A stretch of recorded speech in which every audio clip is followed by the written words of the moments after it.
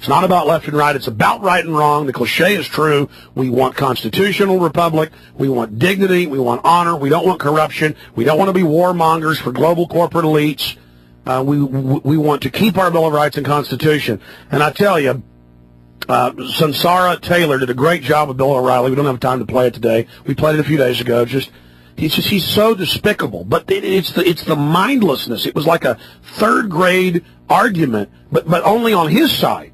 It just spewing lies, and he knows that. He's talking down to you like you're stupid. And even if you're for this war and you like to warmonger, and you got to know you've been lied to every step of the way premeditatedly. Okay, lying isn't good. And we're going to go to your calls here in just a few minutes. I just hope that everybody will get involved when you hear about anti-war rallies. I hope, but more importantly, that you'll go when your congressman or woman is going to be speaking in your district, and you go, hey, we want this war over. The majority of us want it over. They lied to get us into it. They're escalating it. End it.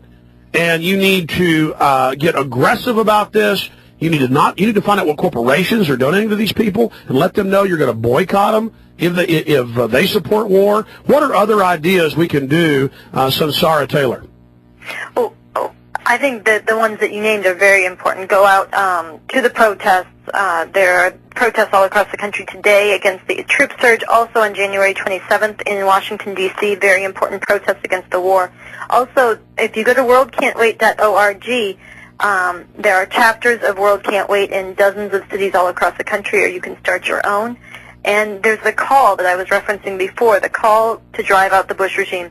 We're launching a movement to distribute hand-to-hand 1 million copies of these because, like you're saying, O'Reilly does lie. The major media does lie, and this has got to be from the ground up an effort to reach people with the truth and reach people with a mechanism and an organization, a vehicle for us to act together. But here's the deal. How dumb does he think people are saying it is a minority view of the American people that are against the war? That is, everyone knows that's a lie. Well, it was a conspicuous lie, what O'Reilly said. But here's the thing about O'Reilly I wanted to also note, is that any time that you cite a fact, and this happened when I was on his show, he says, oh, well, that's your opinion. And he's training people how to think. He's not just lying to them and helping promote a reactionary, a criminal war of aggression.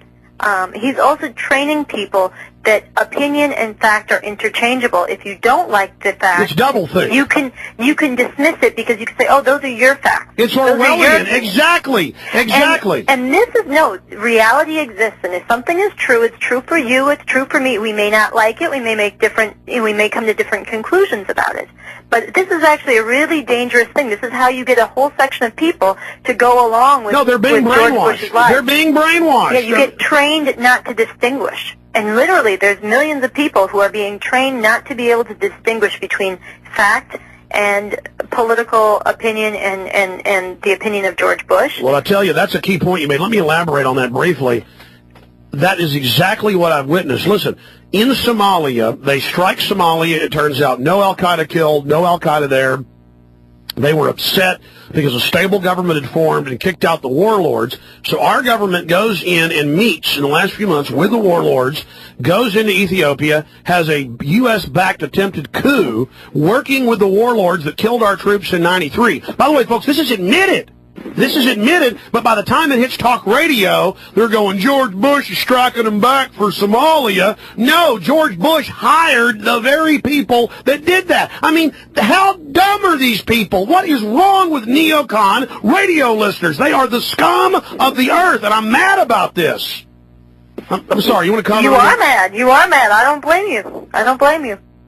But there's no end to the abominations. I mean, how dumb do they think we are? By the time it hits Rush Limbaugh, we're teaching Somalia a lesson, and in truth, they don't want them to have a stable government so the oil companies can control it, so we're hiring the people that shot down our helicopters and drug our troops to the streets. But by the time the idiot listener hears it, who just wants to feel good, I mean, these guys feel manly. Sunsara, I hope you know that. This is their manhood, is watching TV. They love it. They can't find... This is again where I would call on people to go and print out the call for the World Can't Wait, to hand it out to other people. This is something that, from the bottom up, the information that you cannot get anywhere else. that you can get on our website, that some of the stuff that you're talking about, by the way, we should never have done the invasion of Somalia. I mean, these are things, the U.S. feels that it has the right to go into any country at any time. Now they've codified it with their new doctrine of preemptive war. Well, I agree. That was a UN disaster. But I mean, aside from that, the point is, they're on air saying we're fighting the guys that killed our people, when in truth, our dirty government went and hired them. And here's another thing that people should know. Boykin, General Jerry Boykin, who is one of the leading commanders of the Mogadishu battle, he is one of these people who said, and I'll quote him, he said he won that because, quote, my God is bigger than their God. And then he stood in a mega church out in Colorado and preached that George Bush was put in the White House by God. And I quote him, he said... And wasn't that the same church where I've seen the photos with the gay preacher? Yeah. But that's what I mean. It's a big joke. This guy's getting promoted. No, but this guy's getting promoted. General Boykin, there are people being trained, and this is another element of being trained not to think and not to base yourself on fact and on reality, but base yourself on, and whether it be George Bush's truth or some human being's interpretation. No, they are a cult. They are. Listen, they've taken the CIA brainwashing and merged it with paid-off Christian churches, mega churches, who were in the employ of Israel. And it's a giant cult. No, I agree, they're cult members. I just don't blame Christians for these people.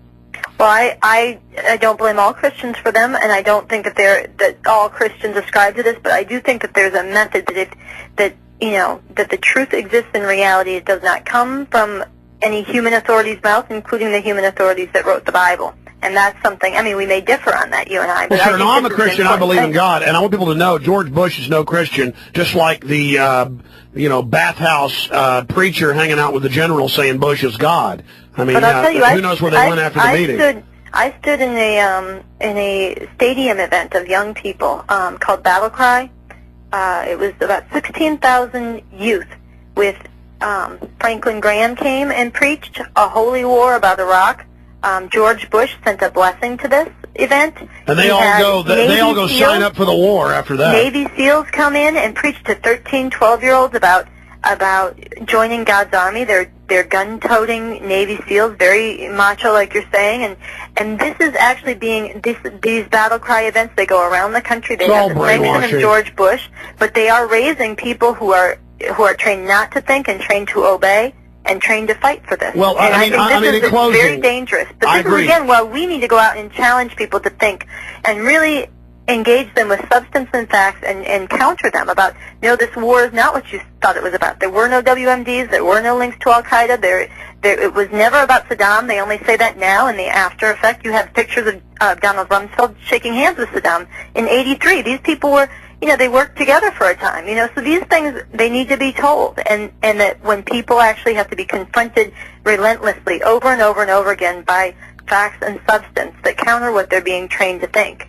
And then people need to be out in the streets acting on that. Sunsara Taylor, I totally agree with you, but let me elaborate on that, and then we're going to let you go with a plug for the website. I was out riding around with a friend a few months ago, and he goes, they've admitted they haven't found weapons of mass destruction. Yeah. It was actually Charlie Sheen. And I'm out riding around with Charlie Sheen, and I'm going, no, Charlie, the neocons still believe that they found WMDs. They tell their listeners that. But they do. But then Charlie goes, but wait a minute. Bush admits they never had them. And we have the White House memo saying that he planted it. He made it up. And I go, turn the radio on. And he turned it on to talk radio, and they were talking about, and I said, flip the channel. And it flipped, and there they were on the radio saying they found the WMDs. Exactly. So, I mean, folks, and again, they say it so much. Yeah, they do. That I could say randomly, turn your radio on, and the second channel, but that shows how they're cult members. And they were saying the mobile weapons trucks were the anthrax trucks when they had the serial numbers, British made. The minute they found them, they knew they were for pumping up hydrogen balloons for surveillance, because the U.S. has the very same trucks. They knew, but they're still saying those were anthrax trucks.